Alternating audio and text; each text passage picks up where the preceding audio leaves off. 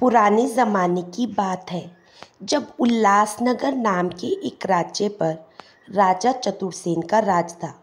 राजा चतुरसेन अपने न्याय के लिए बहुत ही मशहूर थे, जिसकी वजह से उनकी प्रजा उनसे बहुत ही प्यार करती थी। राजा का एक बेटा था जिसका नाम था सूरज। सूरज एक बहुत ही अक्लमंद और तेज़ दिमाग वाला लड़का था, लेकिन उसमें सबसे बड़ी कमी ये थी कि वे अपने इस तेज़ दिमाग का इस्तेमाल अक्सर लोगों को बेवकूफ़ बनाने के लिए और उन्हें ठगने में लगाया करता। राजकुमार को लोगों के साथ ठगी करना बहुत ही पसंद था। वो अपना दिल बहलाने के लिए अक्सर किसी न किसी को ठगता रहता था। राजा ने उसे कई बार समझाया कि वो ऐसा ना करे, लेकिन राजकुमार सूरज अपनी इन हरकतों से बाज नहीं आता था। कई बार लोगों ने राजा के पास इस बात की शिकायत की, लेकिन राजा अपने बेटे के प्यार में पड़कर राजकुमार को सज़ा देने के बजाय लोगों के नुकसान की भरपाई करके और उन्हें कुछ इनाम देकर वापस भेज दिया करता था। जब राजा इस बारे में राजकुमार से बात करता तो राजकुमार उस समय बिल्कुल चुप हो जाता और कुछ दिनों के बाद वह फिर से लोगों को ठगना शुरू कर देता। राजा ने अपने दरबारियों और मंत्रियों से इस बारे में कई बार सलाह की, लेकिन किसी भी तरह से वे राजकुमार को सही रास्ते पर ना ला सके।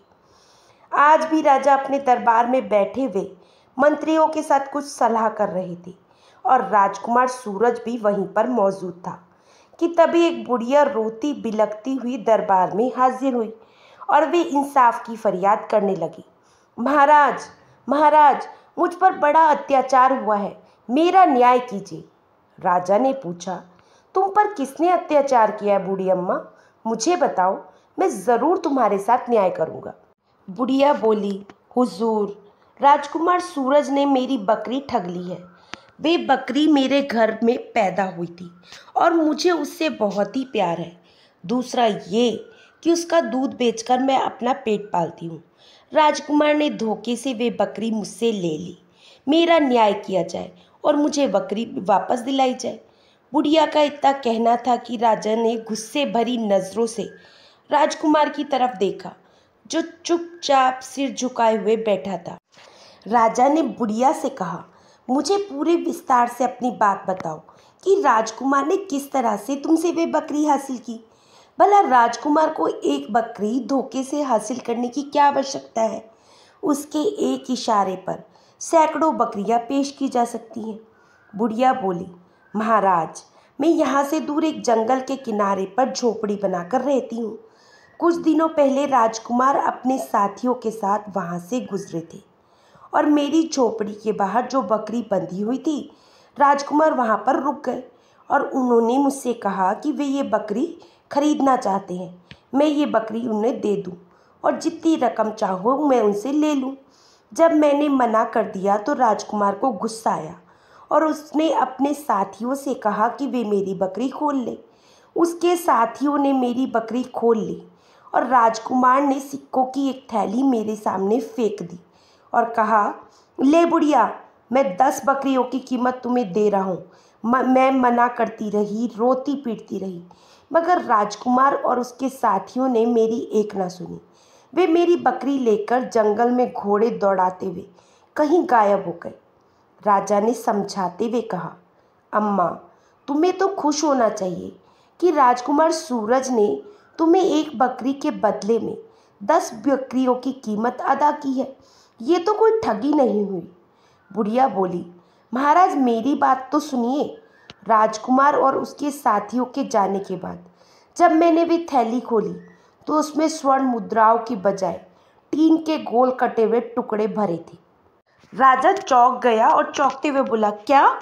तो बुढ़िया ने कहा, हाँ महाराज, ये बिल्कुल सच है। और बुढ़िया ने वो थैली राजा की ओर बढ़ा दी। उस थैली में टीन के टुकड़े अभी भी मौजूद थे। राजा ने एक सिपाही को थैली लेकर आने का इशारा किया। सिपाही ने वे थैली बुढ़िया के हाथ से लेकर राजा के सामने रख दी। राजा बड़े ही गौर से उस थैली को अच्छी तरह से देखने लगे। उस थैली पर राजमहल का शाही निशान भी मौजूद था। जब राजा ने उस थैली को खोलकर देखा तो पूरी थैली टीन के गोल टुकड़ों से भरी हुई थी, जिनका आकार सिक्कों की तरह लग रहा था।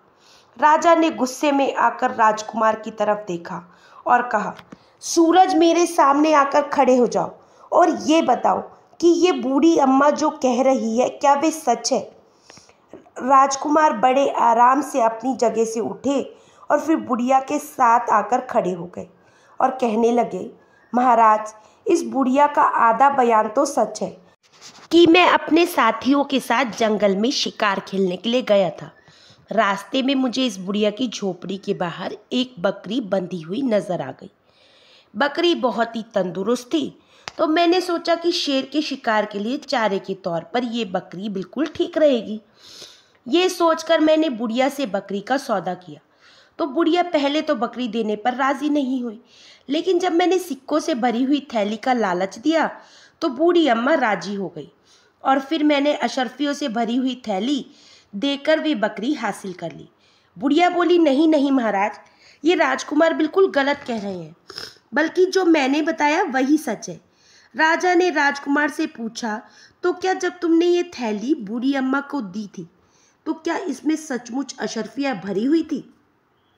राजकुमार कहने लगे, जी हाँ महाराज, ये थैली अशर्फियों से भरी हुई थी और अब ये बूढ़ी अम्मा धोखा देने के लिए इसमें टीन के टुकड़े भरकर लाई है। ये सुनकर राजा असमंजस में पड़ गया कि किसकी बात को माने और किसकी बात को ना माने, क्योंकि राजकुमार भी झूठ बोल सकता था और बुढ़िया भी। राजकुमार के साथियों से पूछने का कोई फायदा नहीं था, क्योंकि जाहिर सी बात है कि वे राजकुमार के पक्ष में ही बयान देंगे। वैसे राजा को यही उम्मीद थी कि सूरज ने बूढ़ी अम्मा के साथ ठगी की होगी, लेकिन उसके पास इस बात का कोई सबूत नहीं था। आखिर सोच समझकर उसने बूढ़ी अम्मा की तरफ देखा और कहा, अम्मा, मुझे नहीं मालूम कि तुम सच कह रही हो या राजकुमार, लेकिन फिलहाल तुम फरियाद लेकर मेरे पास आई हो, इसलिए मैं ये कर सकता हूँ कि तुम्हें अशर्फियों की 2 थैलियाँ देता हूँ ताकि तुम संतुष्ट होकर यहाँ से चली जाओ। बाद में मैं इस बात की जांच पड़ताल करूँगा कि राजकुमार झूठ बोल रहा है या सच। उसके बाद ही मैं उसे सज़ा दूंगा। बुढ़िया बोली, महाराज, ये आपकी मेहरबानी है कि आपने मेरी बात सुनी और मुझे अशर्फियों की थैली देना चाहते हैं, मगर महाराज, मैं तो अपनी बकरी वापस लेना चाहती हूँ। मुझे अशर्फियों की ज़रूरत नहीं है। मुझे तो उस बकरी से अपने बच्चों की तरह प्यार था और कोई माँ अपने बच्चे को बेच नहीं सकती, चाहे उसके बदले में कितनी भी दौलत क्यों न दी जाए। राजा ने राजकुमार सूरज की तरफ देखकर कहा, बकरी कहाँ है? राजकुमार ने जवाब दिया, महाराज, वो बकरी तो शेर के शिकार के काम आ गई, उसे शेर खा गया। राजा ने बूढ़ी अम्मा से कहा, अम्मा, सुना तुमने? तुम्हारी बकरी तो अब इस दुनिया में मौजूद नहीं है। तुम ये रकम रख लो और इसके बदले में ढेर सारी बकरियाँ खरीद लो। बुढ़िया बोली, नहीं महाराज, अगर आप न्याय कर सकते हैं तो मेरी बकरी मुझे वापस कर दीजिए, नहीं तो ऊपर वाला सब देख रहा है, वही सबका न्याय करेगा। राजा को बुढ़िया की ये बात सुनकर एक धक्का सा लगा, लेकिन वह कर भी क्या सकता था, क्योंकि बकरी तो मर चुकी थी और अब वे बकरी उसे कहाँ से ला कर देता। दूसरी तरफ वो बुढ़िया भी इस जिद पर अड़ी थी कि वे बकरी ही लेगी। तभी राजा ये सब सोच ही रहा था कि तभी उसका एक मंत्री अपनी जगह पर उठा और बुढ़िया से कहने लगा, बूढ़ी अम्मा, तुम खुद ही सोचो, तुम्हारी बकरी तो अब मर चुकी है, अब वे जिंदा तो नहीं हो सकती। तुम उसके बदले जो चाहो वे मांग लो, वे तुम्हें मिल जाएगा। तुम एक ऐसे राजा के दरबार में खड़ी हो जिसके न्याय की धूम दूर दूर तक फैली है, इसीलिए यही मौका है। तुम मांग लो, 2 थैलियों के बजाय 3 थैलियाँ ले लो। राजा से आप जो भी मांगेंगी वे आपको मिल सकता है। बुढ़िया ने कहा, महाराज, पहले आप तय कर लीजिए कि मेरी बात सही है या राजकुमार सूरज की, ताकि असली बात का पता चल सके। उसके बाद ही कोई दूसरी बात की जाएगी। मंत्री बोला, बूढ़ी अम्मा, आपको इस बात से क्या मतलब है? महाराज बाद में जांच पड़ताल करेंगे। बुढ़िया बोली, नहीं महाराज, ये तो इंसाफ के खिलाफ हो सकता है। अगर मैं अपराधी हूँ और आपने मुझे इनाम दे दिया तो ये तो बड़ा अनर्थ हो जाएगा। इस तरह से वे बुढ़िया अपनी जिद पर अड़ी रही।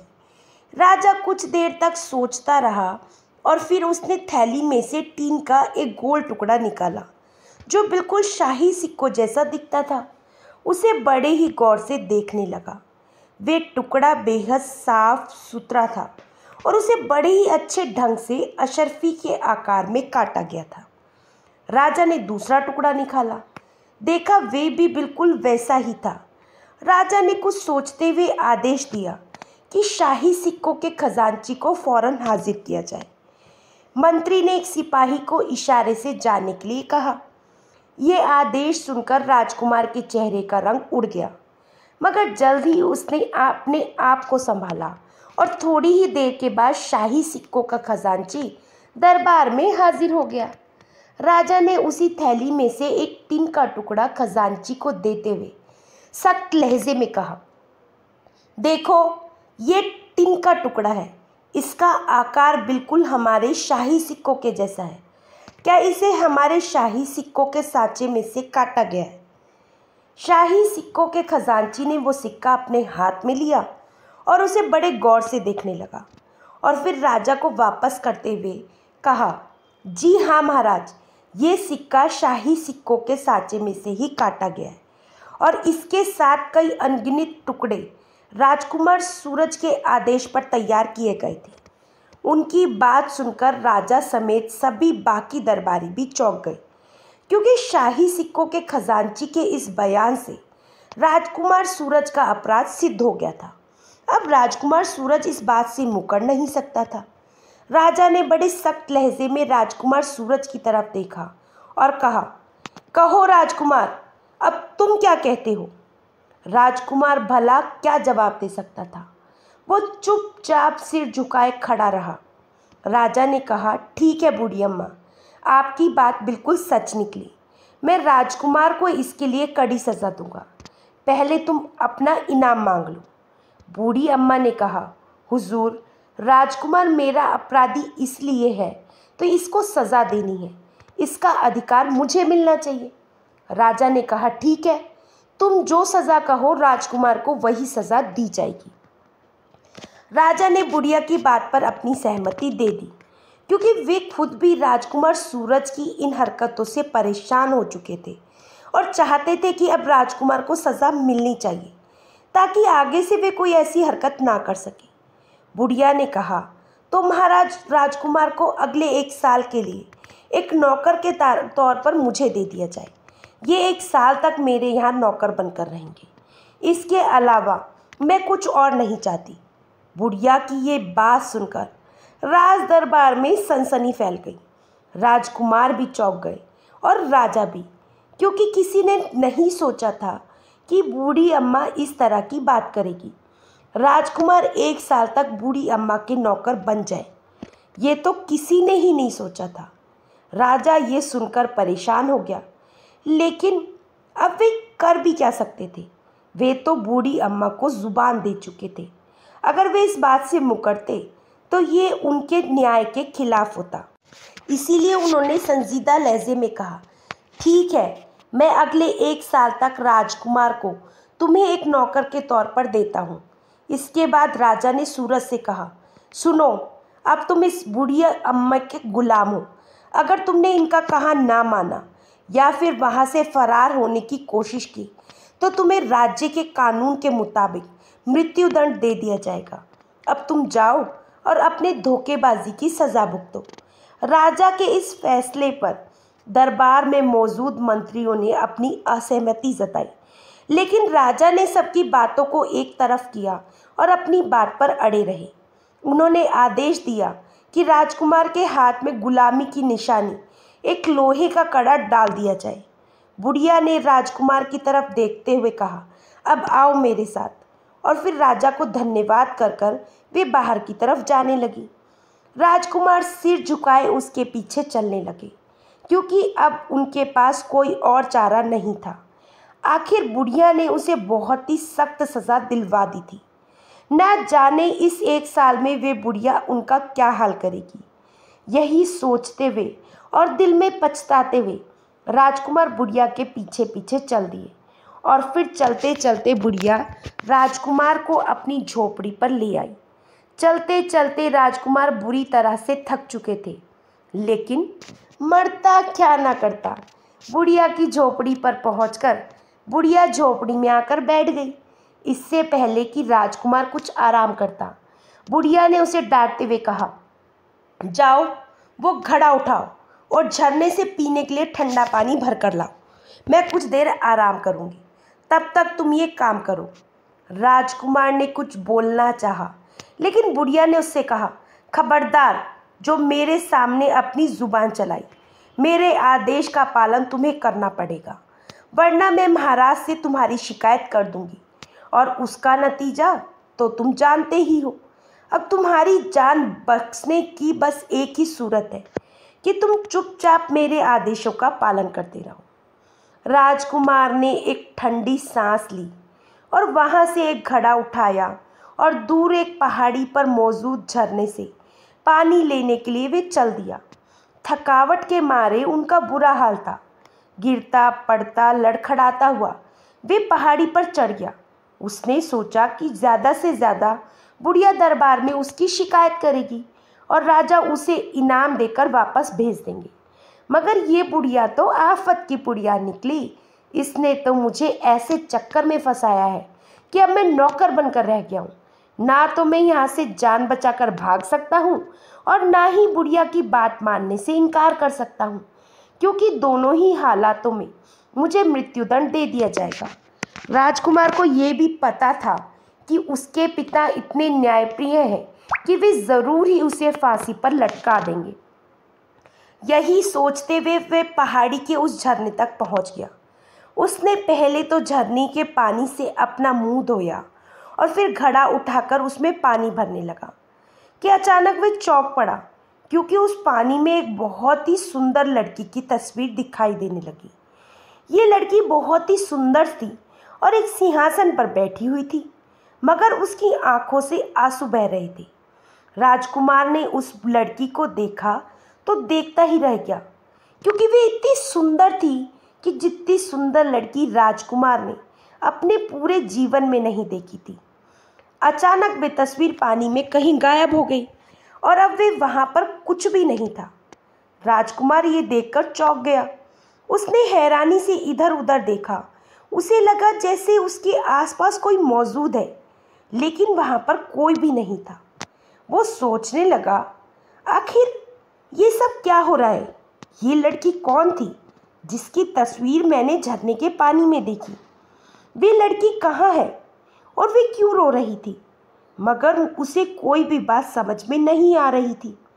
बहुत देर तक वो झरने के किनारे पर इस इंतज़ार में बैठा रहा कि शायद उस लड़की की तस्वीर दोबारा नज़र आ जाए, मगर वे तस्वीर दोबारा नज़र नहीं आई। आखिर बहुत देर तक इंतज़ार करने के बाद वे मायूस होकर उठा और पानी का घड़ा लेकर वापस झोपड़ी की तरफ चल दिया। उस समय उसकी सारी थकावट दूर हो चुकी थी।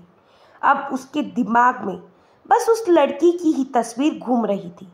जब वो झोपड़ी के नज़दीक पहुंचा तो बुढ़िया उसे देखते ही लाल पीली होकर बोलने लगी, इतनी देर लगा दी, अगर इस तरह से काम करोगे तो कैसे चलेगा? यहाँ पर तुम कोई राजकुमार नहीं हो, बल्कि मेरे नौकर हो, इसीलिए नौकरों की तरह काम करना सीखो। राजकुमार ने कहा, अम्मा, मैं तो यहाँ पर जल्दी आ जाता, लेकिन वहाँ झरने के पानी में मैंने एक अजीब सी बात देखी। वहाँ पर मुझे एक लड़की की तस्वीर नज़र आई जो एक बहुत ही सुंदर सिंहासन पर बैठी हुई थी और रो रही थी। उसकी बात सुनते ही बुढ़िया का चेहरा एकदम बदल गया और वे फूट फूट कर रोने लगी। उसने तेजी से उठकर राजकुमार के पैरों को पकड़ लिया। राजकुमार एक झटके से पीछे हटा और उसने बड़ी ही तेजी से बूढ़ी अम्मा को उठाया और बोला, बूढ़ी अम्मा, क्या बात है? आप क्यों रो रही हैं और आप मेरे पैरों को हाथ क्यों लगा रही हैं? मैं तो तुम्हारी बेटे की उम्र का हूँ और दूसरा मैं तुम्हारा नौकर हूँ। बुढ़िया बोली, नहीं राजकुमार, मुझे माफ़ कर दो। मेरी भला क्या हिम्मत कि मैं तुम्हें अपना नौकर बना सकूं। ये तो महाराज का न्याय था, जिसकी वजह से मैं अपनी कोशिश में कामयाब हो गई। राजकुमार बोला, आखिर कुछ पता तो चले, क्या बात है? मुझे सारी बात आप विस्तार से बताओ, और विश्वास करो, अगर मुझसे कुछ हो सका तो मैं तुम्हारा काम ज़रूर करूँगा। इस तरह से राजकुमार ने बुढ़िया को तसल्ली दी। बुढ़िया बोली, राजकुमार, दरअसल वो लड़की जिसकी तस्वीर तुमने पानी में देखी थी, वो मेरी इकलौती बेटी रूपाली है। एक समय वह भी था जब हम लोग बहुत ही अमीर थे और मेरे पति यानी उस लड़की के पिता एक बहुत ही बड़े व्यापारी थे। एक बार वो अपने काफिले के साथ यात्रा कर रहे थे। रास्ते में लुटेरों ने उन पर हमला कर दिया। लुटेरों से लड़ते हुए वे मारे गए और उनका सारा माल भी वे लूट कर ले गए। इस तरह से हम पाई पाई को मोहताज हो गए। उस नगर में हमारे कई दुश्मन भी थे, इसीलिए मैं अपनी बेटी को लेकर इस जंगल में आ गई। और जब मेरी बेटी जवान हुई तो वे अप्सराओं की तरह सुंदर थी। उसकी सुंदरता के चर्चे दूर दूर तक फैल गए। आज से 2-3 महीने पहले की बात है, जब मैं और मेरी बेटी हमारी झोपड़ी के बाहर बैठे हुए थे कि तभी कुछ नकाबपोश घोड़े पर सवार होकर आए और ज़बरदस्ती मेरी बेटी को उठाकर ले गए। मैं रोती पीटती रह गई, मगर मैं अकेली होने की वजह से कुछ ना कर सकी। मैं अपनी फरियाद लेकर राजा के पास भी गई थी। उन्होंने मेरी बेटी का पता लगाने की बहुत ही कोशिश की, मगर कुछ पता ना चल सका और फिर मैं मायूस होकर रह गई। जिस दिन तुम मेरी बकरी मुझसे छीन कर ले गए थे, उस दिन मैं बहुत ही रोई। उसी शाम को एक महात्मा जी इसी जंगल से गुजर रहे थे। भिक्षा मांगने के लिए वे मेरे दरवाजे पर रुके। मेरा उदास चेहरा देखकर उन्होंने कारण पूछा, तो मैंने अपनी बेटी के अपहरण की सारी बात बता दी। तब उन महात्मा जी ने मुझे बताया कि मेरी बेटी को उठाकर ले जाने वाला कोई और नहीं बल्कि पहाड़पुर राज्य के राजा दुर्जन सिंह के लोग थे, क्योंकि राजा दुर्जन सिंह मेरी सुंदर बेटी से शादी करना चाहता था और वे राज्य यहाँ से 300 मील दूर है। रास्ते में बड़े बड़े पहाड़ हैं। उन्होंने ये भी बताया कि मेरी बेटी उससे शादी करने को तैयार नहीं है, इसीलिए राजा ने उसे 1 साल की मोहलत दी है। अगर 1 साल तक वे राजी ना हुई तो राजा उससे ज़बरदस्ती शादी कर लेंगे। और ये 1 साल की मोहलत भी इसीलिए दी गई है क्योंकि राजा के ज्योतिष ने उसे बताया है कि अगर 1 साल से पहले उसने रूपाली से शादी की तो उसके साथ कोई दुर्घटना हो सकती है, लेकिन 1 साल के बाद सब कुछ ठीक हो जाएगा। जब मैंने उन महात्मा जी से अपनी बेटी की वापसी के बारे में पूछा तो उन्होंने बताया कि अगर मेरी बेटी को कोई वापस ला सकता है तो वो कोई ऐसा राजकुमार जो मेरा नौकर बन जाए।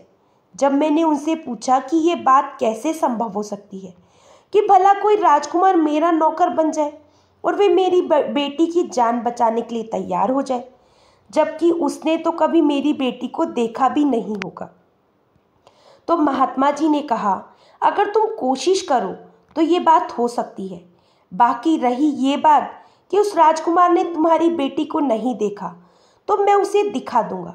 इतना कहकर महात्मा जी चले गए और फिर मुझे तुम्हारा ख्याल आया, क्योंकि एक तो तुम में वही सभी खूबियाँ मौजूद है जो एक बहादुर इंसान में होनी चाहिए, सिवाय एक बुरी आदत के यानी ठगी के। इसीलिए मैंने तुम्हारे बारे में सोचना शुरू किया। सोचते सोचते यही तरकीब मेरे दिमाग में आई कि तुम मेरी बकरी को ठग कर ले जा चुके हो, तो क्यों ना इसके बदले में मैं राजा से तुम्हें नौकर के रूप में मांग लूं। और इस तरह से मैं अपने मकसद में कामयाब हो गई और उन महात्मा जी की दिव्य शक्ति की वजह से तुम्हें झरने के पानी में मेरी बेटी की तस्वीर नजर आई। तुम्हारी बात सुनकर मैं इसीलिए रोने लगी क्योंकि तुमने मुझे बताया कि मेरी बेटी रो रही थी और उसके दुख के बारे में सोचकर मुझे भी रोना आ गया। राजकुमार बोला, बूढ़ी अम्मा, तुम बिल्कुल फिक्र मत करो, मैं तुम्हारी बेटी को रिहा करवाने की पूरी कोशिश करूंगा, चाहे उसके लिए मुझे अपनी जान ही क्यों ना देनी पड़े। वैसे सच बात तो ये है कि अगर मैंने तुम्हारी बेटी को ना देखा होता तो मैं कभी भी इस बात के लिए हामी ना भरता, लेकिन अब मैं फैसला कर चुका हूँ, परंतु मेरी एक शर्त है। तो बुढ़िया कहने लगी, मुझे तुम्हारी हर शर्त मंजूर है, बस मेरी बेटी वापस दिला दो। राजकुमार ने कहा, मेरी शर्त सिर्फ इतनी है कि अगर रिहाई के बाद तुम्हारी बेटी भी राजी हो तो तुम मुझे हमेशा के लिए अपना नौकर बना लेना। ये बात राजकुमार ने शर्माते हुए कही तो बुढ़िया बोली, ये तो मेरी खुशकिस्मती है राजकुमार, मैं भला इस बात से कैसे इनकार कर सकती हूँ। राजकुमार ने कहा, तो ठीक है, मैं आज तुमसे ये वादा करता हूँ कि आइंदा कभी भी किसी के साथ ठगी नहीं करूँगा। इसके अलावा मुझे मेरी ठगी की सज़ा भी मिल चुकी है। बुढ़िया बोली, राजकुमार अगर ऐसा हो जाए तो तुम्हारे जैसा इंसान इस दुनिया में कहीं नहीं मिलेगा। तुम बहादुर हो, नौजवान हो और इसके अलावा एक अच्छे दिल के मालिक हो। भला एक राजकुमार में और कौन सी खूबियाँ हो सकती हैं। और फिर वह खुश होकर झोपड़ी के अंदर गई, एक हथौड़ी लेकर आई और उसने राजकुमार के हाथ से गुलामी का कड़ा तोड़कर फेंक दिया। और अब तुम आज़ाद हो। राजकुमार, मैं आज़ाद कहाँ हूँ अम्मा, अब तो मैं ज़िंदगी भर के लिए आपका नौकर हो गया हूँ। राजकुमार ने हंसते हुए कहा तो बुढ़िया बोली, मेरा बेटा, मेरा राजकुमार बेटा। और उसने राजकुमार को खुश होकर गले से लगा लिया। अम्मा, अब तुमने मुझे अपना बेटा बना लिया है। इस रिश्ते की लाज रखो और मेरे साथ राजमहल में चलो। एक तो वहाँ पर जाकर तुम पिताजी को खुद बताना कि तुमने अपनी मर्जी से ये कड़ा उतार कर फेंका है, और फिर मैं उनकी अनुमति लेकर तुम्हारी बेटी को वापस लेने की मुहिम पर चला जाऊंगा। और फिर वह बूढ़ी अम्मा को लेकर महल में पहुंचा। ये खबर सुनते ही राजा दौड़कर बाहर आया, क्योंकि जब से राजकुमार नौकर बनकर गया था, राजा अकेले में बैठकर बस रोते रहते थे, क्योंकि उन्हें मालूम था कि उनका बेटा तो बहुत ही नाजों से पला है, इसीलिए वे दिल ही दिल में रोते रहते। अम्मा ने राजा को पूरी बात बताई तो उसने खुशी खुशी राजकुमार को इस मुहिम पर जाने की अनुमति दे दी और बूढ़ी अम्मा को अपना मेहमान बना लिया। राजा ने अपने बेटे से कहा, बेटा, अगर पहाड़पुर राज्य नज़दीक होता तो मैं अपनी सेना के साथ उस पर चढ़ाई कर देता, लेकिन वहाँ पर पहुँचने के लिए कई पहाड़ों को पार करना पड़ता है, इसीलिए वहाँ तक मेरी सेना नहीं जा सकती। मजबूरन तुम्हें खुद ही जाना पड़ेगा। अपनी सहायता के लिए तुम जितने आदमी ले जाना चाहो ले जा सकते हो। तो राजकुमार बोला, नहीं पिताजी, मुझे आदमियों की ज़रूरत नहीं है। मैं अपने साथ सिर्फ अपने दोस्त मंत्री के बेटे चंद्र को लेकर जाऊंगा, क्योंकि वे अक्लमंद होने के साथ साथ बहादुर भी है और मेरा इतना अच्छा दोस्त है कि वे ज़रूर मेरे साथ चलने को तैयार हो जाएगा। और फिर राजा से अनुमति और बूढ़ी अम्मा का आशीर्वाद लेकर राजकुमार चंद्र से मिलने के लिए चल दिया। चंद्र ने जब सारी बात सुनी तो वह फौरन राजकुमार के साथ चलने को तैयार हो गया और फिर दूसरे ही दिन उन्होंने अपने सफ़र पर जाने का फैसला कर लिया। राजकुमार और उसका दोस्त चंद्र पहाड़ों पर पार करते हुए 1 महीने के लंबे सफ़र के बाद पहाड़पुर जा पहुँचे। वे दोनों व्यापारियों के भेष में थे। पहाड़पुर का राजा दुर्जन सिंह बहुत ही निर्दयी था, इसलिए उन्होंने देखा कि वहाँ के लोग बहुत ही डरे डरे रहते थे। राजा के सिपाही हर तरफ दंदनाते हुए घूम रहे थे।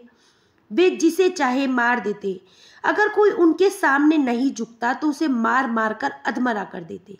हर तरफ सिर्फ अत्याचारी अत्याचार था, इसीलिए लोग गरीब और बदहाल थे।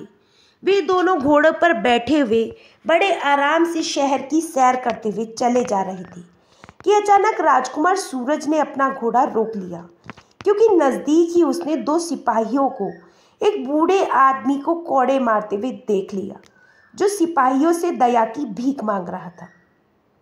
मगर वे दोनों सिपाही उसे बेरहमी से पीटे जा रहे थे। बाकी सभी लोग चुपचाप अपने कामों में लगे हुए थे। राजकुमार ने अपने दोस्त से कहा, चंदन, हमें इस बूढ़े आदमी को बचाना चाहिए।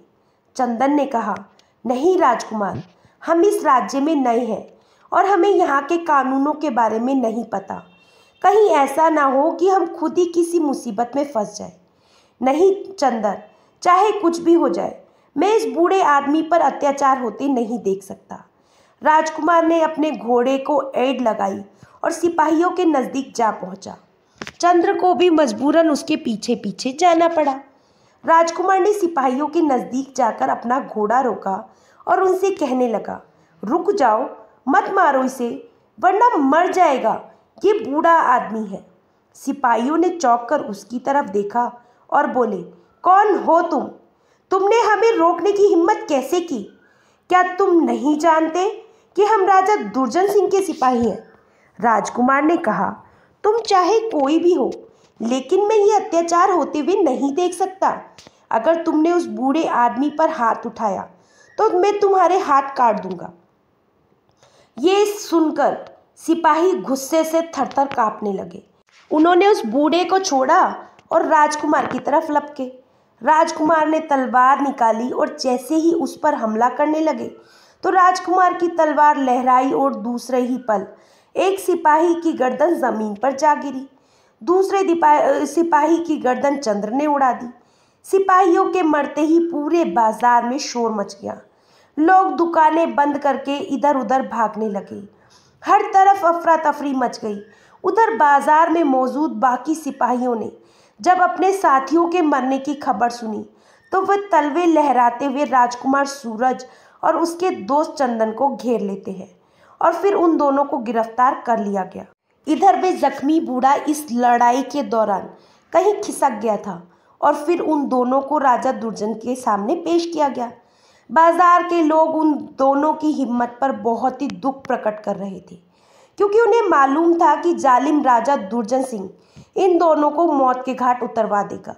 लेकिन राजकुमार सूरज और चंद्र दोनों बिल्कुल दुखी नहीं थे, क्योंकि उन्होंने एक बूढ़े आदमी की सहायता के लिए ये सब किया था और उन्हें पूरा विश्वास था कि भगवान उनकी सहायता ज़रूर करेंगे।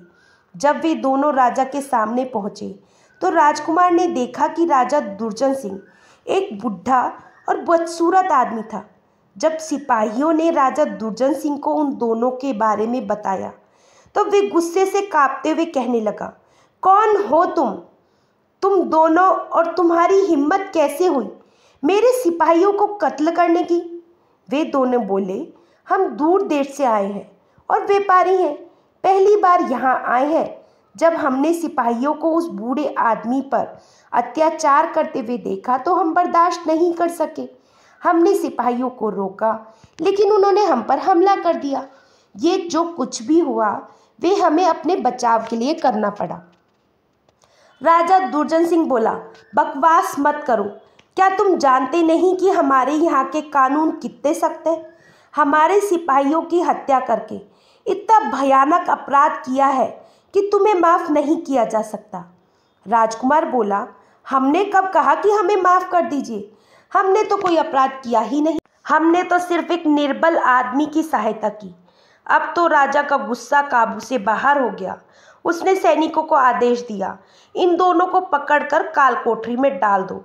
कल सुबह शहर के बीचों बीच में इन दोनों को मृत्युदंड दिया जाएगा। और फिर इन दोनों को पकड़कर कैद खाने में डाल दिया गया। वहाँ पर राजकुमार के मन में रूपाली के विचार आ रहे थे। एक बार उसने इस कैद खाने से आज़ाद होने के बारे में सोचा, लेकिन दूसरे ही पल उसे ख्याल आया कि जिस रास्ते में हमें लाया गया है उससे साफ जाहिर है कि इस कैद खाने से भागना असंभव है, क्योंकि कैद खाने के पूरे रास्ते में सिपाहियों की एक पूरी फौज तैनात थी। जब रात आधी से ज़्यादा बीत गई तब राजकुमार ने अपने दोस्त चंद्र से कहा, चंद्र, मैं तुमसे माफ़ी मांगना चाहता हूँ। मेरी वजह से तुम इस मुसीबत में फंस गए हो। चंद्र बोला, नहीं राजकुमार, आखिर एक दोस्त ही तो अपने दोस्त के काम आता है। अभी वे दोनों बातें कर रहे थे कि अचानक कैद खाने की एक दीवार में हल्का सा खटका हुआ, जैसे किसी ने दूसरी तरफ से हल्के से दीवार को बजाया हो। सूरज चौंक कर दीवार की तरफ देखने लगा। कुछ पल तक चुप रहने के बाद राजकुमार ने उंगली से दीवार को खटखटाया। तभी दूसरी तरफ से भी खटका हुआ। ये जवाब मिलते ही राजकुमार का चेहरा खुशी से खिल उठा। उसने सोचा कि ये दीवार ज़रूर अंदर से खोखली है और दूसरी तरफ मौजूद आदमी उन्हें दीवार तोड़कर आज़ाद करवा लेगा। मगर ये कौन हो सकता है जो यहाँ पर हमारी सहायता करेगा? चंद्र बोला, हो सकता है राजकुमार कि दूसरी तरफ भी एक काल कोठरी हो और वहाँ पर हमारी तरह कोई कैदी हो। उसकी बात सुनकर राजकुमार का चमकता हुआ चेहरा मायूस हो गया। मगर अगले ही पल वे दोनों हैरानी से उछल पड़े जब उन्होंने दीवार में से एक दरवाज़ा खुलते हुए देखा और फिर उस दीवार में से एक आदमी ने अंदर झांका, जिसे देखकर वे दोनों एक बार फिर से हैरान रह गए। ये तो वही बूढ़ा आदमी था जिसे बचाने के चक्कर में वे दोनों इस तहखाने तक पहुंच गए थे। बूढ़े ने होठों पर उंगली रखकर उन्हें चुप रहने का इशारा किया और फिर अपने हाथ के इशारे से उन्हें अपने पीछे आने का इशारा किया। फिर वे तीनों उस दरवाजे के पार चले गए। दरवाजे की दूसरी तरफ एक खाली जगह थी। जाने से पहले बूढ़े आदमी ने वे दरवाज़ा फिर से बंद कर दिया और आगे एक सुरंग में चलने लगा। इस सुरंग का दूसरा सिरा जंगल में निकलता था। वे तीनों सुरंग के रास्ते से होते हुए जंगल में पहुँचे और फिर वहाँ से वे बूढ़ा आदमी उन्हें छिपते छिपाते अपने घर ले आया। घर पहुँचने पर राजकुमार ने कहा, आपका बहुत बहुत धन्यवाद बाबा, आपने हमें मौत के मुंह से बचाया। तब वे बूढ़ा कहने लगा, नहीं नौजवान, मैं तो सिर्फ अपना फ़र्ज़ पूरा कर रहा था। तुम दोनों ने अपनी जान दांव पर लगाकर मेरी जान बचाई थी। अगर तुम मेरी वजह से फांसी पर चढ़ जाते तो मैं सारी उम्र इस बोझ को लेकर घूमता रहता। राजकुमार ने पूछा, लेकिन आपको इस खुफिया रास्तों के बारे में कैसे पता चला? बूढ़े आदमी ने कहा, दरअसल बात यह है कि मैं माहिर राजमिस्त्री हूँ। मौजूदा राजा दुर्जन सिंह के पिता ने ये तहखाना बनवाया था और ये तहखाना मेरी निगरानी में ही तैयार किया गया था। राजा के पिता ने ये खुफिया रास्ता बनवाए थे, लेकिन फिर एक दिन अचानक उनकी मौत हो गई और राजा दुर्जन सिंह ने उनकी जगह संभाल ली। अब राजा दुर्जन सिंह को इन रास्तों का पता नहीं है और मेरे अलावा जितने भी राजमिस्त्री थे वे सब मर चुके हैं। राजकुमार बोला, इसका मतलब ये है कि हम यहाँ पर बिल्कुल सुरक्षित हैं। बूढ़ा बोला, हाँ, जब तक तुम यहाँ से बाहर नहीं निकलते किसी को तुम्हारी मौजूदगी का पता नहीं चलेगा। मगर मैं ज़्यादा दिन तक तुम्हें यहाँ पर नहीं रख सकता क्योंकि मैं एक गरीब आदमी हूँ और मैं तुम्हें खिला पिला नहीं सकता। इसीलिए तुम मुझे अपने बारे में विस्तार से बताओ, शायद मैं तुम्हारी कोई सहायता कर सकूं। इसके बाद राजकुमार ने उसे पूरी बात विस्तार से बता दी। बूढ़े ने कहा, राजकुमार, अच्छा तो यही होगा कि आप अपना ये इरादा छोड़ दें, क्योंकि राजा दुर्जन सिंह एक बहुत ही जालिम आदमी है। उसके महल के आसपास सख्त पहरा रहता है। उस लड़की को महल से बाहर लाने की बात तो एक तरफ है, आप किसी भी कीमत पर महल में दाखिल भी नहीं हो सकती। राजकुमार बोला, चाहे जो भी हो जाए, मैं उस लड़की को वहाँ से आज़ाद करवा के ही रहूँगा। अगर आप कोई उपाय नहीं बता सकते तो हमें यहाँ से जाना होगा। ये कहकर राजकुमार बाहर की तरफ जाने लगे। बूढ़ा बोला, अरे बैठिए बैठिए, आप तो नाराज़ हो गए। अब मुझे पक्का विश्वास हो गया है कि आप एक बहुत ही बहादुर और इरादों के पक्के हैं। फिर बूढ़े ने कहा, क्या आपके पास कोई योजना है? हाँ, मैं एक बार महल में दाखिल हो जाऊँ, फिर मैं हर कीमत पर उस लड़की को महल से बाहर निकाल लूँगा। बूढ़ा बोला, ठीक है, तो सुनिए, इस बारे में मेरे पास एक योजना है। मेरा एक रिश्तेदार शाही महल में माली का काम करता है। अगर आप अपना भेष बदल ले तो मैं आपको उसकी जगह पर महल के अंदर भिजवा दूंगा। चंद्र ने कहा, मैं भी साथ में जाऊंगा। तो बूढ़ा बोला, हाँ, आप भी जा सकते हैं, क्योंकि कभी कभी उस माली का भाई भी महल में जाता रहता है। अब आप लोग यहाँ पर आराम कीजिए, मैं उस माली और उसके भाई को यहाँ पर बुला कर लाता हूँ। थोड़ी देर के बाद जब बूढ़ा वापस आया तो वे माली और उसका भाई उसके साथ ही थे। बूढ़े आदमी ने खुशखबरी सुनाई कि ये दोनों मान गए हैं, क्योंकि दुर्जन सिंह से ये लोग भी बेहद नफरत करते हैं। बूढ़ा बाबा बाजार से भेष बदलने का सामान भी लेकर आ गया और फिर उन दोनों ने अपने भेष बदल लिया। माली से महल के बारे में सारी जानकारी हासिल करके वे दोनों महल में जाने को तैयार हो गए। राजकुमार और उसका दोस्त चंद्र अब माली और उसके भाई का भेष बना चुके थे।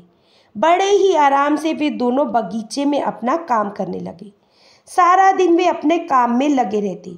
शाम को जब उनकी छुट्टी का समय होता तो वे छिपते छिपाते महल के उस हिस्से की तरफ बढ़ने लगे जिसे रानीवास कहा जाता था। राजमहल का ये हिस्सा अलग बना हुआ था और उसके आसपास कई सिपाहियों का पहरा था। वे दोनों झाड़ियों में छिपते छिपाते हुए मौके की तलाश में बैठ गए।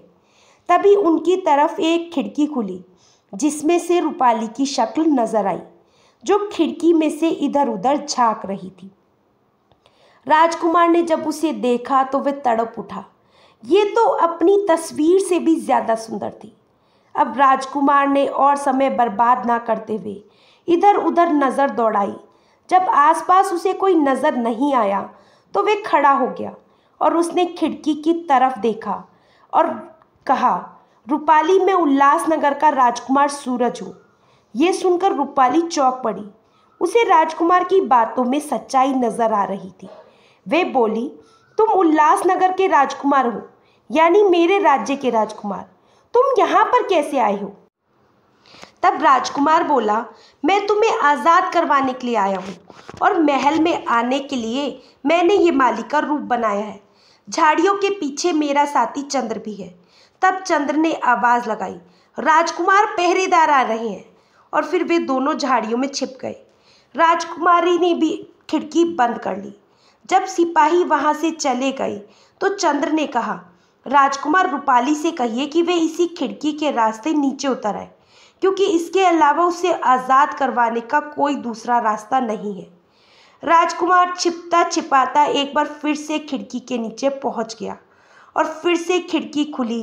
रूपाली ने नीचे देखा तो राजकुमार बोला, रूपाली, तुम खिड़की से छलांग लगा दो, मैं तुम्हें पकड़ लूँगा।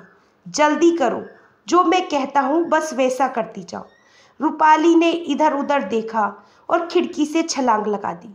राजकुमार ने उसे अपनी बाजुओं में संभाल लिया। रूपाली बुरी तरह से काँप रही थी। राजकुमार ने उसे दिलासा देते हुए कहा और दोनों रेंगते हुए चंद्र के पास पहुंचे। चंद्र बोला, राजकुमार, शाही महल की दीवार के नज़दीक मैंने एक पेड़ देखा है। अगर हम किसी तरह से उस पेड़ पर चढ़ जाए तो रात होने से पहले हम उस पेड़ से दीवार के दूसरी तरफ फांद जाएंगे। दीवार के दूसरी तरफ फांद कर महल से बाहर निकल सकते हैं। और फिर वे सभी छिपते छिपाते बड़ी ही सावधानी से उस पेड़ के पास जा पहुंचे। बड़ी ही फुर्ती से वे तीनों महल की दीवार के साथ लगे हुए उस पेड़ पर चढ़ गए। अभी तक रूपाली के गायब होने की खबर किसी को नहीं मिली थी। जिस दीवार को उन्हें फांदना था उसके दूसरी तरफ काफ़ी ढलान था। तभी महल में एक हलचल सी मच गई। पहरेदार इधर उधर भाग रहे थे। शायद उन लोगों को रूपाली के गायब होने की खबर मिल चुकी थी। चंद्र ने कहा, अब हमें फौरन यहाँ से निकलना चाहिए। ये कहते हुए उसने अपने कपड़ों से के नीचे कमर में बंधी हुई एक रस्सी को निकाला। ये देखकर राजकुमार चौंक गया। चंद्र बोला, हमारा सफ़र शुरू होने से पहले ही मैंने ये रस्सी कमर में बांध ली थी, क्योंकि मुझे पता था कि ऐसे ही किसी मौके पर ये रस्सी काम आएगी। और फिर रस्सी का एक सिरा पेड़ पर बांधकर एक एक करके महल की दीवार को फांदकर दूसरी तरफ उतर गई। वे सभी तेजी से भागने लगे और जल्द ही वे महल से काफ़ी दूर निकल गए। शहर अब नज़दीक आ चुका था। वे गलियों में से गुजरते हुए जल्द ही उस बूढ़े बाबा के घर जा पहुँचे। वहाँ पर राजकुमार बोला, रूपाली, ये सब करके मैंने तुम्हारे ऊपर कोई उपकार नहीं किया, बल्कि मैं तो अपने दिल के हाथों मजबूर हूँ। और फिर उसने रूपाली को सारी बात बताई और कहा, अब तुम्हारी मर्जी है, तुम हाँ करो या ना करो। रूपाली उसका इशारा समझ गई। पहले तो वह शर्माई और फिर उसने नज़रें झुकाते हुए कहा, राजकुमार, मैं सारा जीवन तुम्हारी दासी बनकर रहूंगी। और राजकुमार खुशी से मुस्कुरा दिया। लेकिन उन्हें अब इस बात की चिंता सताने लगी कि जैसे ही राजा दुर्जन सिंह को रूपाली के गायब होने की खबर मिलेगी, उसके सिपाही हमें ढूंढते फिरेंगे, क्योंकि ये शहर अजनबी है और उनके पकड़े जाने की संभावना पूरी है। लेकिन अभी वे सोच ही रहे थे कि अचानक उन्हें दूर से लोगों का शोर आता हुआ सुनाई दिया। फिर आहिस्ता आहिस्ता वो शोर बढ़ता ही चला जा रहा था।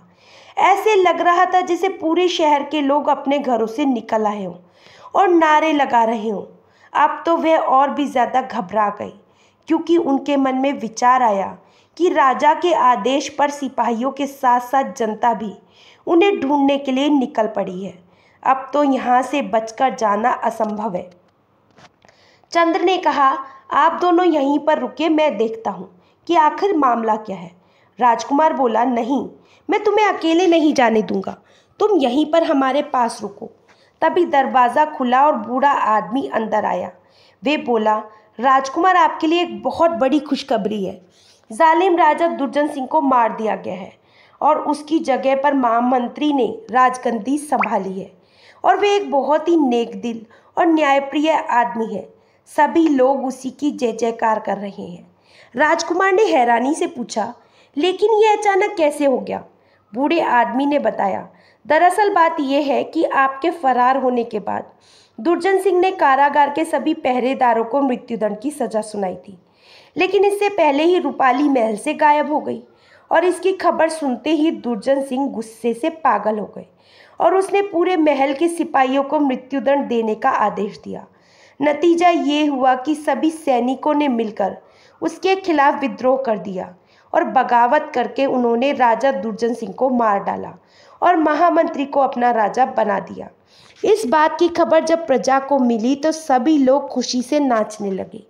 चंद्र ने कहा, चलो ये तो अच्छा हुआ, लोगों को कम से कम ऐसे जालिम राजा से छुटकारा तो मिला।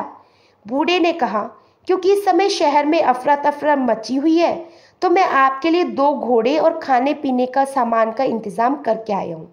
आप लोग बड़ी आसानी से इस समय निकल सकते हैं, बाद में ना जाने क्या हो जाए। बूढ़ा उन्हें लेकर बाहर आया। राजकुमार सूरज, चंद्र और रूपाली ने बूढ़े बाबा को धन्यवाद दिया। वे तीनों घोड़ों पर सवार होकर वहां से निकल पड़े। थोड़ी ही देर में वे पहाड़पुर की सीमा से बाहर हो चुके थे। 1 महीने का सफ़र तय करने के बाद वे तीनों अपने राज्य उल्लासनगर वापस पहुंच चुके थे। जब वे तीनों महल में पहुंचे तो राजा ने आगे बढ़कर उनका स्वागत किया और फिर 1 हफ्ते के बाद दोनों की शादी का ऐलान कर दिया गया। इससे पहले राजकुमार ने भरे दरबार में ठगी से तौबा कर ली। इससे उसने कहा, देखो, मैंने आखिरी बार एक बहुत ही सुंदर बीवी ठग ली है। ये सुनते ही वहाँ पर मौजूद लोग खिलखिलाकर हंसने लगे। अगले हफ्ते राजकुमार सूरज और रूपाली की धूमधाम से शादी कर दी गई। आशा करती हूँ दोस्तों आपको ये कहानी अच्छी लगी होगी। कहानी अच्छी लगी हो तो चैनल को सब्सक्राइब कर लीजिए। फिर मिलेंगे दोस्तों एक नई कहानी और एक नए विचार के साथ। तब तक हंसते रहिए, मुस्कुराते रहिए, स्वास्थ्य का ध्यान रखिएगा। जय श्री कृष्णा।